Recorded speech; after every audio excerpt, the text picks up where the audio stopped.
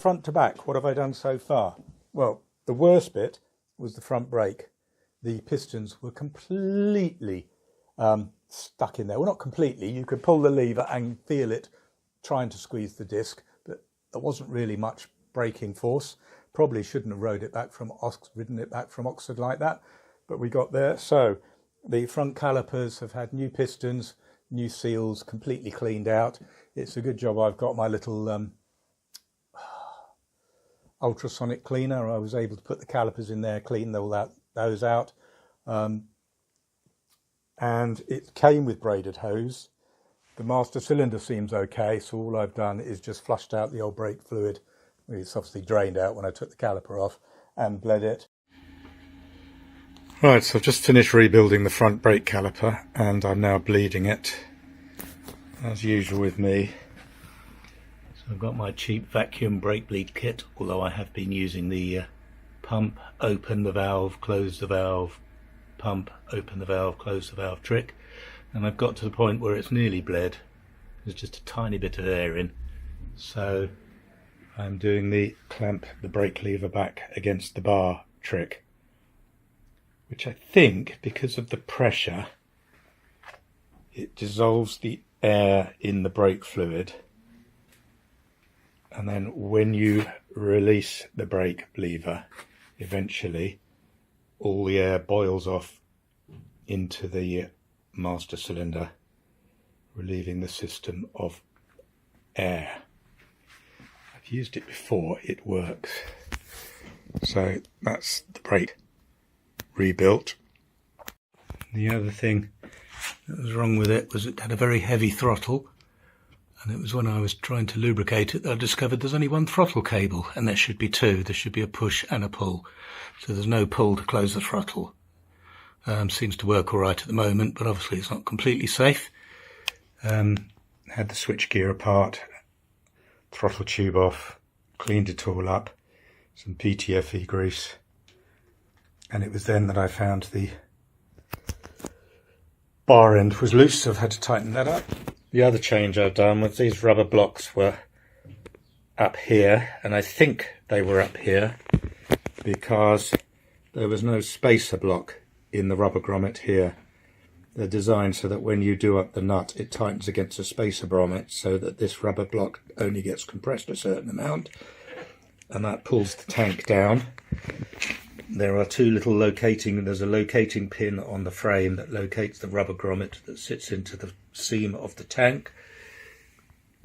And so I've replaced that, made up a spacer grommet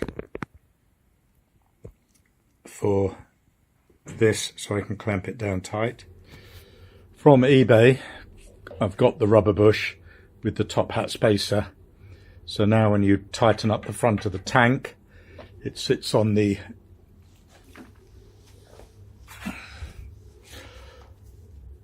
rubber cushion, so it's pivoted at the back here. The middle of the tank weight is taken by the two rubber cushions, and then the top hat washer and the rubber block clamp it down at the front. The gear change was too high for me when I rode it home, so I've just undone that and dropped it on the spline, so it's one lower. I haven't had a chance to test ride it, but hopefully that's now more comfortable. So first little tidy up has been the switch gear, which was terribly grey and oxidised. So a little sand down with some wet and dry paper. And that I've found seems to be working is some satin black Humbrol enamel, thinned down with Humbrol thinners, and that's the one there. I did try some white paint on the lettering, but I can't do it accurately enough. And then over here, same again. You can see the scratches and the bits where it's run. And then I've used some very thin Humbrol just to fill in around the engine stop button. And the lettering will need tidying up. But that was... So my bike's come with a kilometres an hour speedo, and I've managed to get hold of a mile an hour speedo, and I'm just wondering if it's as simple as just changing the dial over or whether the whole mechanism inside. So at the moment what I've done is taken the dial off, having marked where the pointer rested when it wasn't against the zero stop, so I can put it back on. And I've just been tweaking the wheels to eventually get them back to what I estimate the mileage is, in miles, not the kilometerage.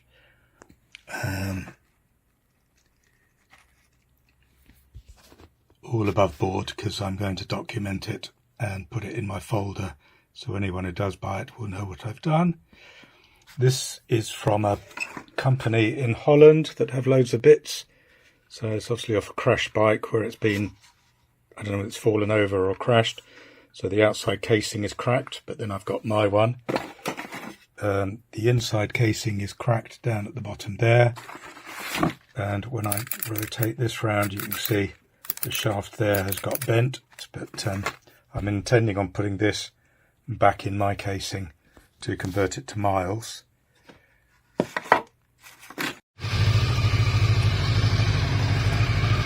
Here it is on the bike, repainted casing, and the mile an hour mechanism is in the original casing.